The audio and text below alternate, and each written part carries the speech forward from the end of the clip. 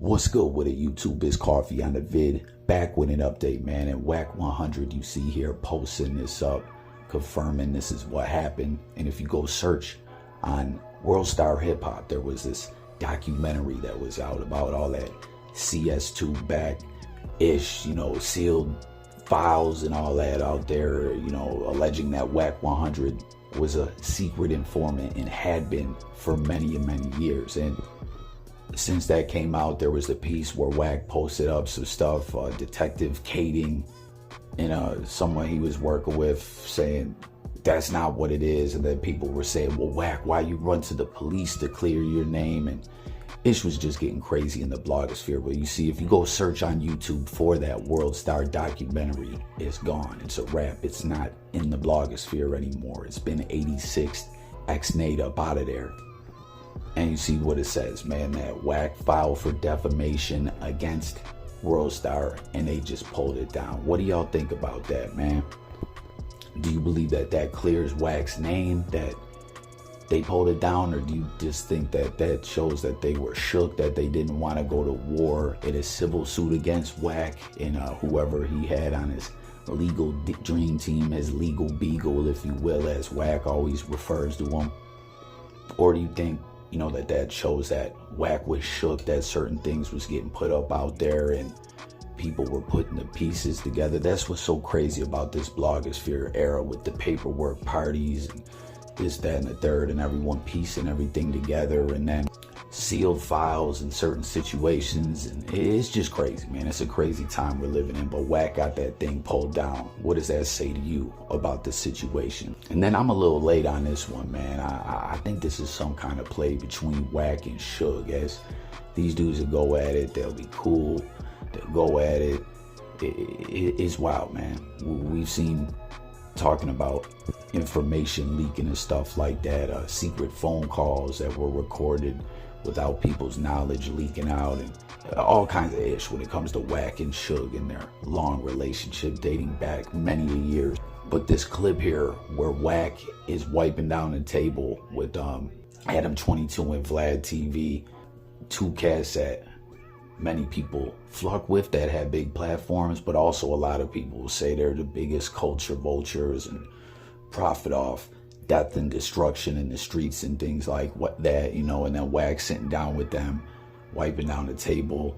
I didn't watch the full interview, it's clear there's some kind of thing going on here where it was a joke and WACK is laughing and all that, but Suge Knight posted this. I wonder who's running his Twitter and social media as well, as he's been embarking on these podcasts from behind the wall. I think it's with Dave Mays, formerly of The Source, Benzino's old right-hand man. And to keep it real, I haven't even listened to a lot of those. For those that have, let me know if that was good content, if Suge was talking about some interesting stuff or what. But since then, I remember seeing WACK saying he wishes to make right with Suge or something like that, or because of what they're tied to in the streets, both of them repping the same flag or something like that. He shouldn't have been dissing them on the internet. I don't know. So then when I see this where he's dissing him, calling him a slave, and then WACK's talking about, no man in prison.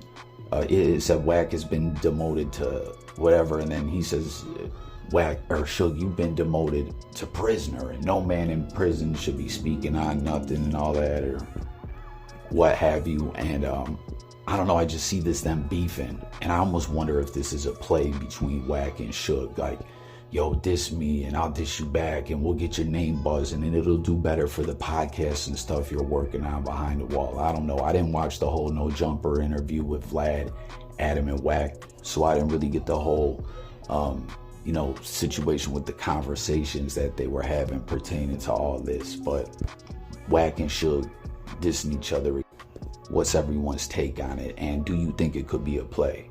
As always, you always got to watch every move WACK makes.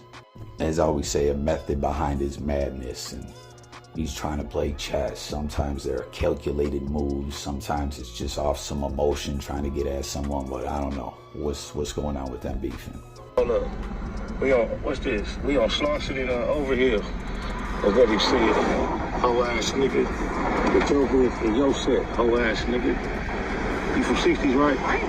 I know you ain't his bitch, but he ex or something. You his baby mama, right? Legal wife. You his wife, right? I'm trying to get divorced. Sign them divorce papers, man. Yeah, we in your shit. Hoe ass nigga. Okay. Hold up. Now, speaking of WACK100, again, right? This dude, Luce Cannon, I bet you he is second guessing getting in bed, pause, metaphorically speaking, with WACK100 coming on the platform. I know Jumper dissing Big U and all that, and so much has come out about this dude. As you see, he's got all these ex-wives or fake wives and fake certificates, and a lot of issues come out that the whole Luce Cannon persona was another dude in the streets, that he just kind of took dude's name and trying to live off his name. And it's wild, man. A lot has been coming out about this dude. As you see, Spider Lope just staying on his bumper. His baby mom's putting together these group convos and stuff like that, exposing everything about him. He gets added to the convo, runs away a couple times out of embarrassment. Like, I don't know, ish is getting ugly. Apparently there was a situation when he was with 600 too, where they got pressed by some dudes who weren't fucking around because of Luce Cannon being there. As it seems, he's kind of like going into hiding. It's just all bad ish going on right now. Has dude under all kinds of pressure.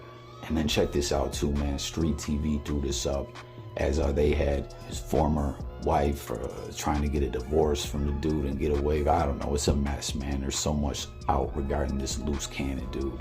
But Street TV put this up and said, who's the biggest liar of these four guys? I would have expanded the poll before it's the max.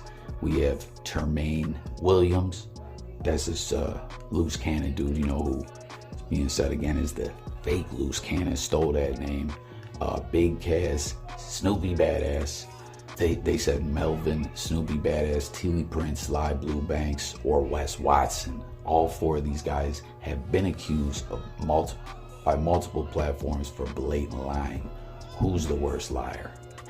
So, you know, that's what it is with this dude, man. And it seems, again, the pressure of all this, he's just trying to get away. You know, he's ducking conversations with people. He's blocking people. He's being called upon to answer things that he was saying that just didn't seem to be legitimate. There was a lot of inconsistencies, and he's just like running and trying to hide, man. With the pressure is just mounting.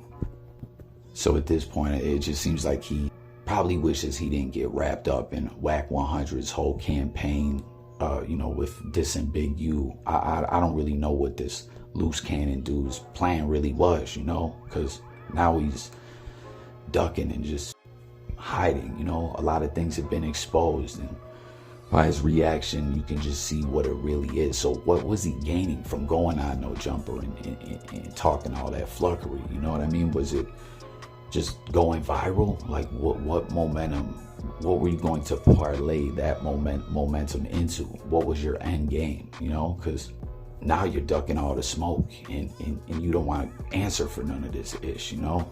But that's it for this one, y'all. Tap in, hit them comments, let's talk.